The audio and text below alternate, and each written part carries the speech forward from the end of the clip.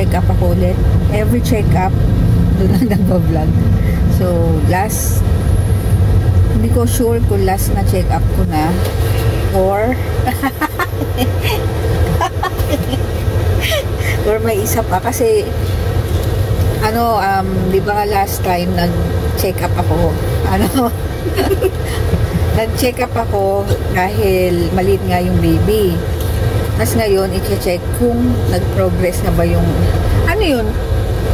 Yung bigat niya? Hindi, yung laki. So, yung laki, sana nga, so kahit pa paano nadagdagan. Kaya, tapos i-schedule niya pa ako ulit ng last check-up. Yun yung last time. Yun yung last time.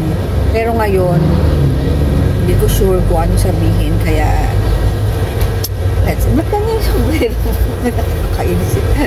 Kaya sinundo namin si Tia.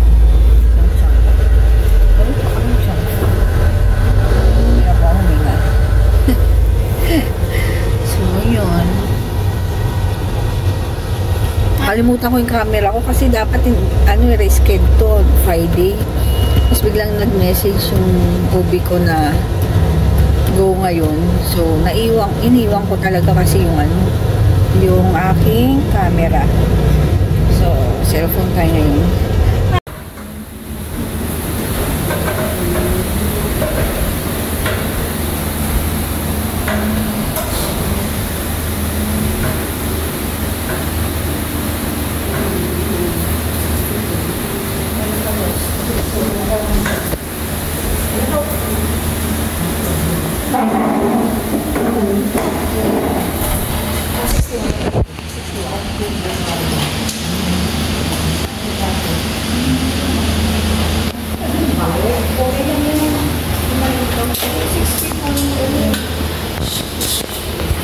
May makaraan niya tamali.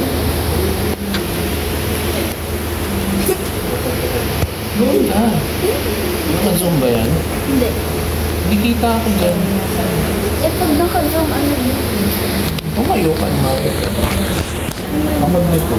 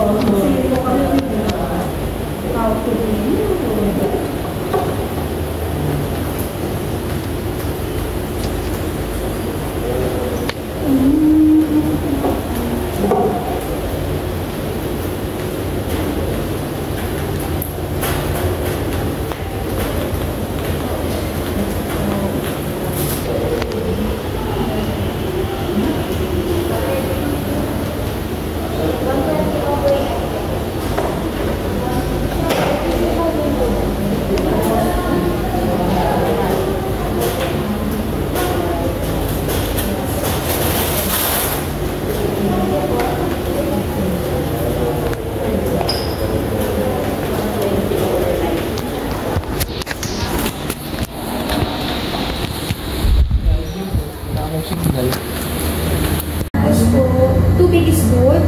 Heartbeat ko hapakit ko.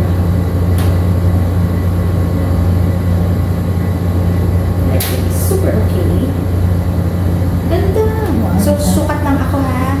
Tignan natin yung estimated fetal weight. Sana gumanda.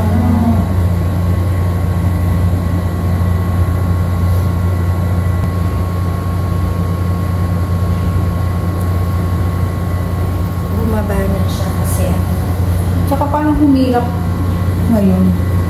bumigat kasi. Bumagat. Oo, bumigat.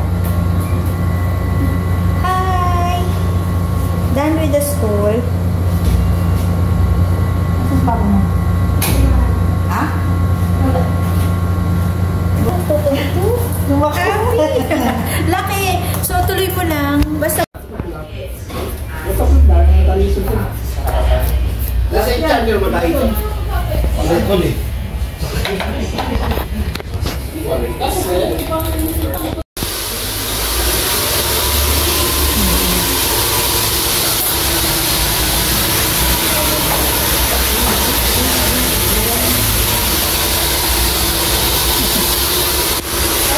Ayan.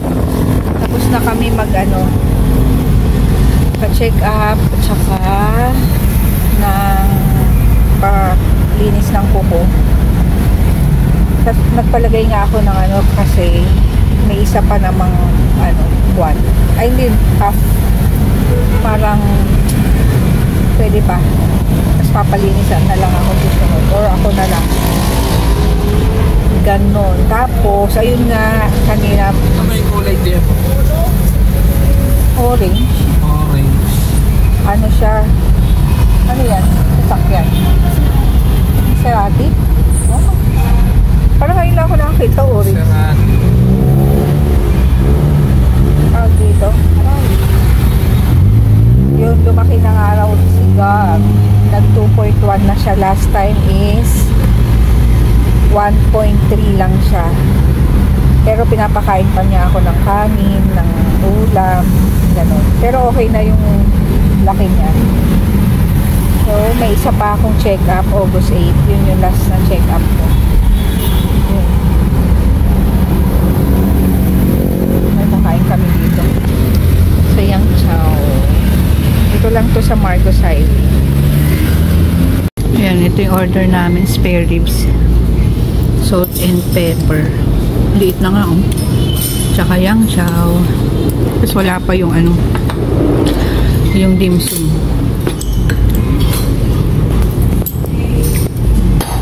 Dim sum. Ubos. Ubos na. Yak. Ubos na. Ayun, we're home. Dumaan pa kami sa after namin dun sa may ng paa. Ano yun? Pa-manicure, pedicure, pa-pedicure.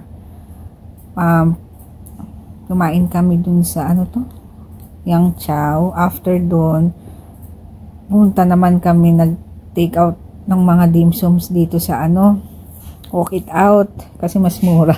Tsaka mas masarap. Aray! Mas masarap. Tapos, ayun. Tungkol naman dun sa check-up ko, yun nga lumaki na sigar. 2.1 na siya. Pero sabi naman okay na. Pinatigil na ako ng amino acid and pampakapit. Binigyan kasi ako last time ng pampakapit kasi yung placenta ko is parang manipis na raw. Yun. Tapos laging tumitigas yung tiyan ko, parang threatened, nang tawag dun? Threatened preterm labor na daw yun. So, pero wala naman pinagbawal. Hindi naman ako bed rest, ganyan. Yun, nag-iingat na lang ako kasi nga konting pagod sumasakit at tumitigas. So, ayun, pinatigil na rin ako.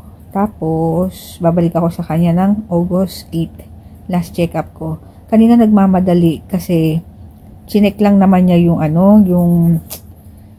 yun nga yung laki ng baby. Pero ang check-up ko talaga is sa August 8. So, yun, konti na lang. August 18 ang aking time para biyakin. Kaya, hindi ko alam, konting nakakabahan ako o na-excite.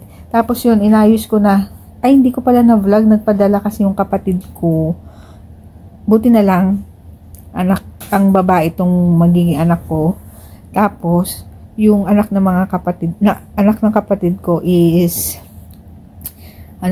babae, dalawang babae, nasa US yun So, sabi ko, padala na lang niya sa akin. Kasi yung iba, binibenta niya na doon. Kasi, syempre, wala namang may alam na magkakaganito na masusundan pa. So, talagang hinabol ko, sabi ko, wag na siya muna magbenta kasi baka feeling ko baby girl.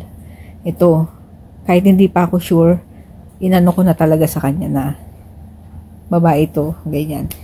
Pero sila nagdududa dahil nga mamaya biglang lalaki ulit. Yun, kaya babae. So, meron akong hinihingal ako. meron akong freeing mga damit, pero itong pinadala niya isang box, hindi ko yata napakita sa inyo. Isang box, sa susunod ko na lang papakita.